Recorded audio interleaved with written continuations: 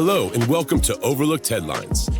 We're the podcast designed to share headlines from America and around the world that have been disregarded or overlooked, but are critical to our lives and well-being.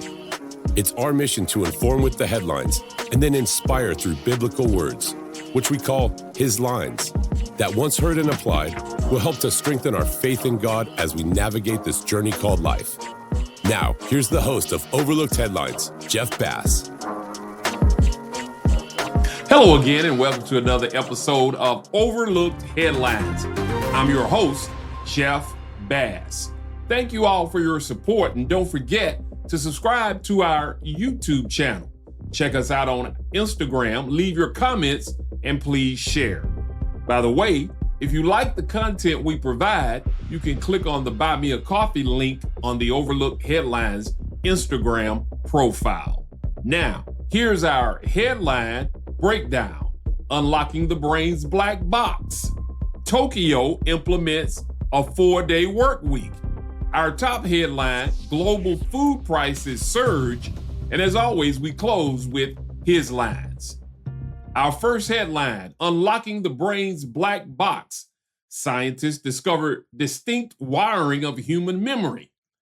Imagine listening to your grandparents weave a captivating story about their childhood. How does our brain manage to store and retrieve those vivid memories with such remarkable precision? Well, a new study from the Institute of Science and Technology Austria, the ISTA, pulls back the curtain on one of neuroscience's most fascinating puzzles, revealing what's really going on inside the brain's black box. For years, scientists have relied on rodents to understand how our brain works. But what if a mouse brain and a human brain aren't simply scaled versions of each other?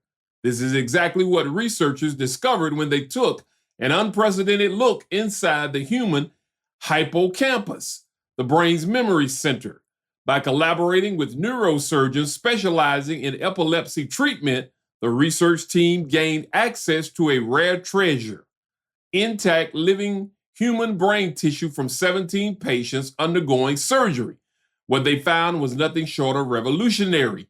As soon as I started examining the first patient samples, I realized how much we didn't know about the human hippocampus, says Jake Watson, a postdoctoral researcher involved in the study, in a media release. Although this is the best studied brain region in rodents, it felt like we didn't know a thing about human physiology, he said. Using cutting-edge techniques like multicellular patch clamp recording and super-resolution microscopy, the researchers discovered that the human brain's neural connectivity is fundamentally different from what we've observed in mice. The human hippocampus, specifically a region called CA3, crucial for memory storage, has sparser connections between neurons. Surprisingly, these connections are also more reliable and precise. Think of it like comparing a rough sketch to a detailed painting. Where a mouse brain might have numerous, somewhat imprecise neural connections, the human brain appears to have fewer but more targeted pathways. This unique wiring might explain our extraordinary ability to form complex memories and make intricate associations. Our work highlights the need to rethink our understanding of the brain from a human perspective.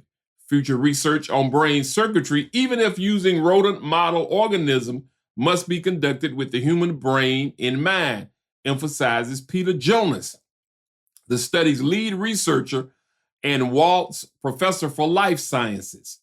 The study not only challenges existing neuroscientific models, but also opens up exciting new avenues for understanding how we store and retrieve memories.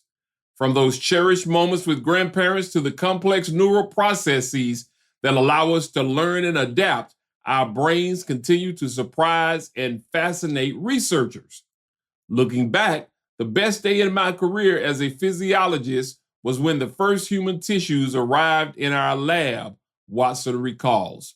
For science, it was a moment of profound discovery, a small window into the intricate, mysterious landscape of human consciousness, he says. What an interesting story. Our second headline: Tokyo implements a 4-day work week to encourage having more children. In order to combat rapidly declining birth rates in Japan, the capital and largest city in the world, Tokyo has announced the option of a 4-day work week in order to supposedly prioritize women to have more kids. In January of 23, Prime Minister Fumio Kishida warned that the country is at critical point with regard to whether it can maintain its social functions. He further vowed to create a children-first economy and society and facilitate the most effective investment for the future. He said, "We will consider how society as a whole can stably support children while making various efforts." At the same time, Japan has a lot of elderly people to take care of and who are not in the workforce. In a disturbing trend, the country is increasingly killing and assisted suicides of its elderly population, labeled as caregiver fatigue. Governor Koike announced, however, plans last week for a flexible 4-day work week that will start next spring, part of a broader plan by the governor called Women in Action. "We'll keep reviewing our work styles flexibly so that nobody has to give up their careers due to life events such as childbirth and childcare," Koike explained at the beginning of the 4th regular session at the Tokyo Metropolitan Assembly. "Now is the time for Tokyo," she said, "to take the initiative to protect and enhance the lives, livelihoods, and economy of our people during these challenging times for the nation." Western media has been quick to say that Tokyo's implementation of this 4-day work week is designed to address the country's declining birth rates. However, Japanese media didn't frame it that way and made it sound as if it was designed to give women more flexibility in the workplace, not just for the sole purpose of childbearing. The governor also said they will continue to advance initiatives to address shortages in nursery school vacancies and support egg freezing. Also, to help employees balance child care and work, the government plans to introduce a new child care partial leave system, which allows workers to reduce their working hours by up to 2 hours a day. Metro government employees currently use a flex time system to adjust their working hours, allowing them to add 1 extra day off every 4 weeks. This system will be revised to allow 1 extra day off per week, enabling them to work 4 days a week and take the remaining 3 days off. Their parliament recently passed revisions requiring companies to offer flexible work options for employees with young children effective next April. The revised laws would allow working from home, shorter working hours, and oblige companies with over 300 employees to disclose data on paternity leave. Guess what? We want to hear from you. Tell us your thoughts on a 4-day work week. Stay where you are. I've got more overlooked headlines coming up. Still to come, our top headline. And don't miss his lines right here on Overlooked Headlines. Now here's our top headline. Global food prices surge, warning signs for a crisis ahead. What in the world is going to happen if global food supplies continue to get even tighter? During the second half of this year, global food prices have been surging. A perfect storm of factors is suppressing production all over the planet, and meanwhile, worldwide demand for food just keeps on rising. Needless to say, higher prices hurt those at the bottom of the economic food chain the worst. Food prices have become a major issue in country after country, and if current trends continue, it won't be too long before widespread unrest breaks out. As a matter of fact, here in the United States, the cost of living is absolutely eviscerating the middle class. If a way can't be found to stabilize food prices, we will be seeing a tremendous amount of anger and frustration next year and beyond. The World Food Price Index, compiled by the UN Food and Agricultural Organization to track the most globally traded food commodities, increased to the highest level in 19 months, up 5.7% from a year ago. The vegetable oil index jumped 7.5% above levels seen a month ago and 32% above those seen a year earlier, driven by concerns over lower than expected palm oil output due to excessive rain in Southeast Asia. But what could be coming next is potentially even more alarming. Insane global weather patterns are having a dramatic impact on production of some of our most important staples. And as a result, prices are rapidly trending higher. For example, the price of Arabica beans have risen over 80% so far. Coffee drinkers may soon see their morning treat get more expensive as the price of coffee on international commodity markets has hit its highest level on record. This comes as coffee traders expect crops to shrink after the world's two largest producers, Brazil and Vietnam, were recently hit by bad weather and the drink's popularity continues to grow. A similar thing also is happening to another very popular morning beverage. The price of orange juice is up 327% over the last 3 years, and thanks to Hurricanes Helene and Milton, it's expected to go even higher next year. Plagued by diseased groves, uprooted trees to make room for housing developments, and severe weather that has decimated crops, the price of OJ is expected to climb even higher in the wake of those hurricanes. According to industry data, Hurricane Milton destroyed over 3 million boxes of oranges in Florida, setting the state up for the smallest orange harvest in close to 100 years. Coupled with a protracted drought in Brazil, the world's largest orange exporter, the price for frozen concentrated orange juice has soared 80% to a record high of $5.25 per pound. Many Americans like to have eggs with their orange juice in the morning, but the bird flu is sending egg prices into the stratosphere. In some areas, as a matter of fact, a dozen eggs will not cost you more than $4. So if you love eggs, that's bad news. Meanwhile, the size of the U.S. cattle herd has fallen to the lowest level since 1961. America's beef cow inventory has steadily declined over the last half decade, reaching 64-year lows. As the cattle crisis worsens, consumers should brace for higher ground beef prices. The shrinking beef supply has pushed the nation's herd size to its smallest level since the 60s. With severe droughts, high interest rates, costly feed prices, sliding farm income, surging farm debt, and a shifting consumer preference toward cheaper chicken, struggling ranchers have been culling heifers, preventing any meaningful recovery in the number of calves necessary to expand the nation's herds. There were 183 million people living in the U.S. in 1961. Today, our population is nearly double that amount.